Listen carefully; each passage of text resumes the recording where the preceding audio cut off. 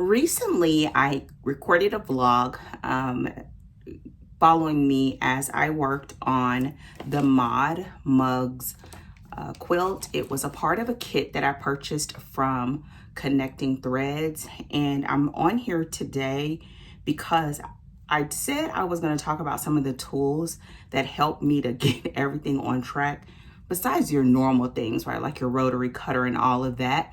And that's what this video is about. So if you are interested in seeing some of the extra tools that I use to help me with getting that quilt complete, and at the time of this recording, I still need to quilt it, but it's done, then stick around. If you cannot stick around, then don't forget to go to the bottom in the comments and let me know what you're working on and tell me what is one of your favorite quilt tools. And I will definitely see you down there. For everybody else that is going to stick around, I will see you after the intro. All right, let's go.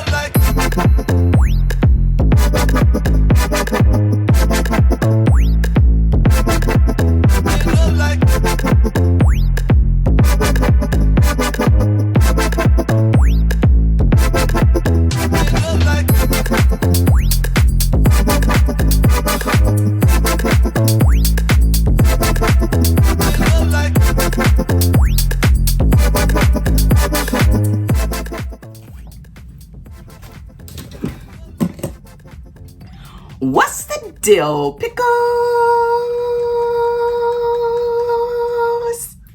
Hey, friend. So I am back. I'm gonna bring you a little bit closer. Y'all, there's no special effects here. The special effect is me, okay? I am in the middle of recording another vlog, but I wanted to go ahead and do this because I was listening back to the second and listening back before I uploaded, and I said I was going to talk about some of the tools and also give my sort of final thoughts on this quilt. This is also helpful for people that you're like, Dana, I can't stick around for no hour. So it is what it is. Okay. So as a recap, I purchased a kit from Connecting Threads. It was called the Mod Mugs. The actual kit was called something else, but the Mod Mugs is the name of the pattern. I personally, in the end, love how the quilt turned out, but I did have a very challenging time during the actual process of making the quilt. Hence, you'll see it all in the blog. I really do feel like I was on the struggle bus. I really, and I've been thinking about this because it's not to talk bad about the pattern. I think I realize how the kind of patterns that I like and the types of quilts that I like to make. And I think that just changes from season to season. This particular one, I thought I wouldn't want to do it again. And y'all, like I've told you guys in that blog, I'm hoping I have baby brain and that I'm ready to make another one, because I bought this to make another quilt. I want to make one for myself with coffee fabrics. And so I'm just giving myself a little room. Some of the things that I found positive about this quilt is I think it's absolutely adorable. There are a couple of variations to the mugs that, well, not a couple, there's different positions that you can put the mugs in, and then there's another option of putting topping on it, as if it's like a whip topping or a foam topping or whatever. That wasn't a part of the kit, but it is a part of the pattern. Once I got the hang of it and set it up, it was pretty straightforward. Some of the cons for me were that I think I'm just so used to patterns being done around pre-cut sizing that I just wasn't ready. I wasn't ready for a lot of the odd lengths. And what I mean by that of like 1 1/4 or because it was a lot of small strips. What was another one? I just want to give an example. This definitely for me was not brainless sewing, so that also was a yeah, like 1 1/2, 1 3/4, 1 3, yeah, I said 1 3/4. Like it was just, and it was a lot of cutting, I feel like this one would probably been 10 times better if it was like a paper pieced block, but I don't think I would have wanted to do it then. So, you know, I guess that goes in the con. I don't know. For the kit, I liked the fabrics. I don't normally buy Christmas fabrics, so I did like the fabrics. And overall, I think it's a great quilt. And so if I had to give it a star rating on 1 to 5, 5 being like bomb.com, I would give it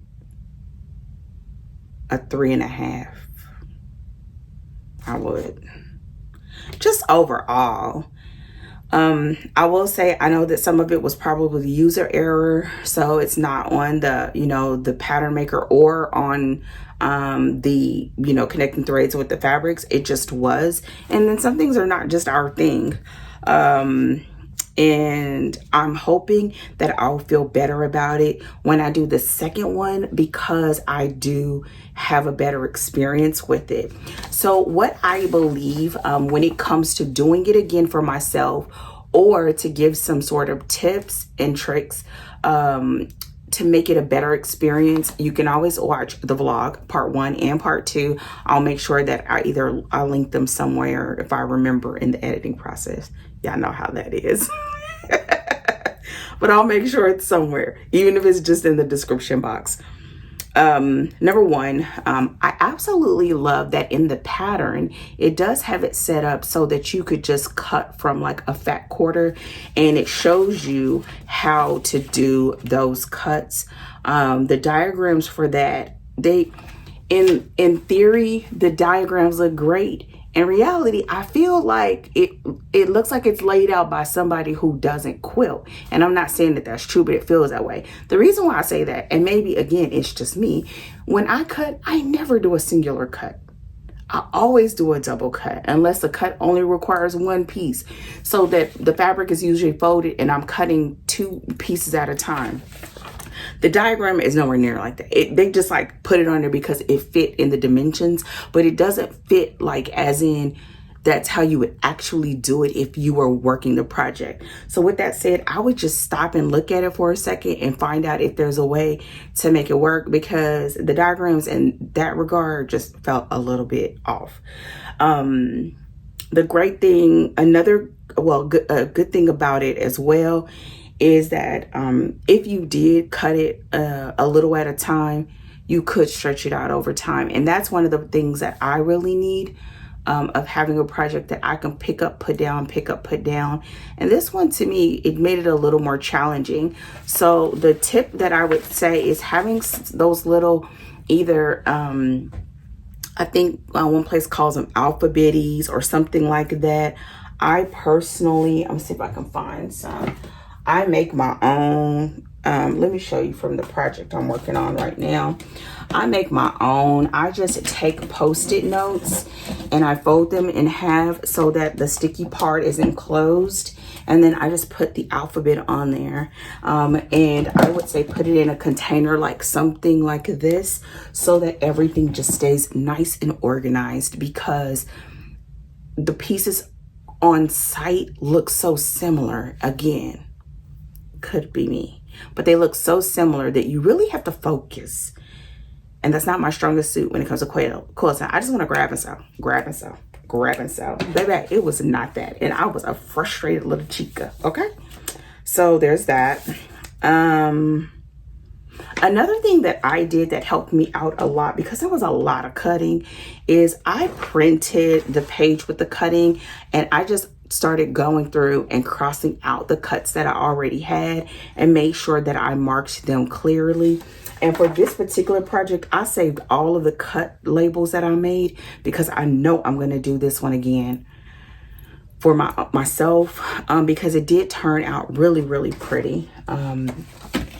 So with that said, I'm going to show you some of the tools that help me out a lot. So the first thing that I'm going to show you is this ruler. This ruler is, I think it's called like a June Taylor ruler. It has like the little slots where you can cut in between them. This, baby, listen, I've had this thing for a minute, and I think I've only used it maybe once. It's worth it. It is worth it. Another thing that was extremely helpful was having a longer ruler. This is a 5.5, but I also have a 6.5, and I actually used this one. I loved the black and white against my fabric. So this was the one that I used. And this is a 6.5 by 24.5, I believe, ruler. This is a Creative Grids, but any variation of that was really helpful. One of the MVPs, because we have two MVPs, I know, so maybe one's the MVP and others the honorable mention, is this thing right here. Listen, this is Seams So Easy. I think she has different colors. So according to what I see, I think this will be considered the green one. Y'all, this right here, you put this on your plate of your sewing machine, and it has the lines. So whenever you're doing on the diagonal, you don't have to do the marking. You just follow this line. Y'all, I've tried the tape, I've tried lines, I've tried masking tape, I've tried the tape with the little green lines on it. None of them worked. This, pardon me, the only downside with this particular one is so that you can take it on and off. It has these little sticky dots on there. So whenever I take it off, I just got to sit it so the sticky dots are facing up so it won't stick to stuff. But it doesn't matter. This is a real one. The other twin to that MVP is this thing. All of this, if I can, I'll put it in the description, like in my Amazon store or whatever you want to call it. This thing, I accidentally came across this on Amazon, however you want to call it, an accident. This is the truth. So it has a magnet on the back, and what you can do is decide what you want your seam, I guess your seam to be. Normally for quilting, you know, it's a 1/4 inch. But what I love about this is the fact that it has a wide enough base so that your fabric is running alongside it to keep it straight. And it came with a little ruler, this seam guide ruler. And so you put it on your plate, you put the needle in, and once the needle's in, you put this down as the magnet and line it up. And then once you remove the ruler, listen, you are rolling. Okay, you are rolling. Now this magnet is strong, so whenever I put it on, I leave it on until I need to like switch out for that other plate. But I love it. Love it, love it, love it. I think that's pretty much it. Everything else is your standard stuff. The only other thing that may not be standard is this little guy, which is great when you do chain piecing, which is what I love to do. This is not required, but it just makes everything faster. And so this as well. And so that's it. When it all is said and done, I definitely want to do it again. I can't lie, I was extremely frustrated with it. And there were times where I just wanted to quit. I wanted to quit so bad.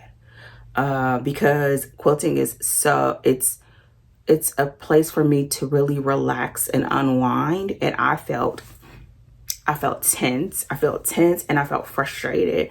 And I just had to allow myself to slow down. Oh, there was one more thing, which is something you would already have, but in general, I pulled out this baby.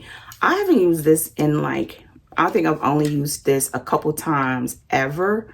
And I've had this since I started quilting. I think this is a 60 millimeter, but having a larger blade made it so that I could cut multiple layers, especially when you're using that June thing, because those cuts are so small that you might as well get as many cuts as you can out of those cuts once you get it all set up. So I loved this for this project. So it came in, yeah, it came in clutch. So those are all the things. Definitely let me know in the comment section if you have any questions. I'd love to know if you have worked on this particular quilt, and what were your thoughts. And I would also love to know, what is one of your favorite quilting tools that you don't use often, but when you do, it is on and popping. Okay. This is the top before I've put on the borders, and I'll cut those soon. My edges are jagged over here. I'm probably gonna have to do some major cutting. It is a little bit crooked with our placement on the wall, so hopefully it won't be too much since it is kind of protruding on this side. But I'll clean those up and everything before I put the borders on. But for now, I am excited about almost being done. The top is done. I'm so excited. I think this looks so good. I considered adding an additional border, like a thick green one, to sort of end everything. I don't know how I feel about like the white ending, but the binding is green, so that'll end it off with green. So here is the binding. It's this pretty green. And then the backing, I also got green. Let me show you where it is it's this one. That's what the backing is going to be. So now what I need to do is go through and look for stray strings. They are everywhere. I also need to give it a good press, and then I'm going to prepare it to quilt. It may be a little bit, but I have time. This is a Christmas quilt. I won't need it anytime soon, but overall it's great. I have not done the measurements, so you know what, I'm not even gonna worry about it because I already have the batting, and I would have to get my husband in here, and when he comes it'll be just to take it down because I can't reach it. But overall, I'm so excited with how it turned out. And yeah, so let me just wrap this up. I am back with a closeout. I really wanted to finish this top so that I could add it on to the end of the pattern review. Now that I'm looking at it, I love it. I love it. I cannot wait to see this in the coffee prints. Again, this is the green for the binding, and then this is the green for the backing. And for a hot second, I wanted to cut some of this and make an additional border, like an additional like 5-inch border, but I didn't get any extra of this background fabric. And if I decide to do that, I'll have to order more. And I'm just like, I'm ready to be done with it. I don't want to have a bunch of extra Christmas fabric, because I really don't make Christmas quilts. One of the things that I am certain of is I do not like using this light fabric. This off fabric, it always made me feel like I was risking, like almost about to burn it. And I know I wasn't doing anything, like I wasn't pressing it hard or anything. It just made me feel like I don't like it. I think I would have felt a little better if, even if it was like a tonal. So it had some other like texture to it, rather than it being this fabric that almost feels only a tad bit thicker than a muslin. The other thing is, y'all, I'm low-key on the fence about how I feel about the fabrics. So I'm really curious to see how everything goes when I do my other kits by Connecting Threads. My previous kits came from like my local quilt shop. So I have several of the Connecting Threads ones, primarily because I wanted the patterns, and having the fabric was just an extra bonus. And so it's gonna be interesting to see how I like the fabrics after I do several of their quilts. I haven't done the measurements yet, but I will. The pattern says that it is 68 by 80. This is a nice throw, and a part of me is almost hating that I got regular fabric and kind of wishes I would have gotten something like fleece, because this one can be a really cozy quilt. And so yes, the final thing is, I think when it's time for me to quilt this, that I want to have an opportunity to play. Having these really big mugs, I think I could play with some designs. So we'll see how I'm feeling when it's time to quilt it. And that is it. This is done. I thought I was gonna have this done by Christmas. Y'all, it's February, but who cares? It is done. And so I don't think I've closed out this project. I would say in closing, I will be making this again. It did challenged my resolve, but I will be doing this again. I'm armed with so many different like aha moments of how I will handle it, and I think it will go much smoother next time. And so I'm looking forward to it, and it probably will be fairly soon because I want to make the quilt. The coffee quilt will be for me, and I think I'm almost at having enough prints. So I just need to go through and figure out how many prints I need. I know for sure that I am going to do a larger size, which my intention is going to be to do a twin. I also know that I want to do a couple of the mugs with the topping. So that's when I'll be able to use the rest of this fabric, because I have some left over. And so I'll use that for some topping. I think the topping would have been perfect on this because there's so many sections that have like little gaps or whatever, that the toppings would have been perfect.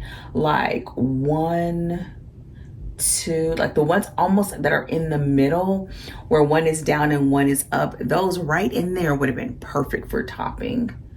So yeah, I'm looking forward to it. I think it would have also been cute to have some of the corners like randomly snowballed, just to add a little pop of color in some of that just white space, since this isn't a tonal fabric. But it looks great with the Christmas fabrics, especially because a couple of them are kind of busy. And so yeah, that's that. With that said, I am out. Thank you so much for joining me for this show and tell, also a review of my experience with this pattern and this kit. I will close with, I don't want to do a rating because I think ratings are so subjective, but I will end with whether I would buy the quilt again, the kit, and the answer is yes, I would buy it again, even knowing what I know. I could blame it on baby brain, but it's not baby brain. Towards the end, I just started falling in love with it. I just would handle it differently, and now I am aware of how I sort of handle the odd cuts and all of that, and I'll just preparation, measure 5 times, cut once. So with that said, your girl is out. Have a fantastic day. Thank you again for joining me. If you haven't done so already, don't forget to thumbs up the video, and leave a comment below and let me know what you're working on. And also, do you make holiday quilts? I usually don't. So I'm really curious to see if you do, or even holiday specific projects, whether it's knit or whatever. I usually don't. And what do you think of this quilt? Would you do the quilt? What do you think of the mugs? I think the mugs are so adorable. They're so adorable. And yeah, so with that said, I will talk to you all hopefully sooner than later. Take care and goodbye.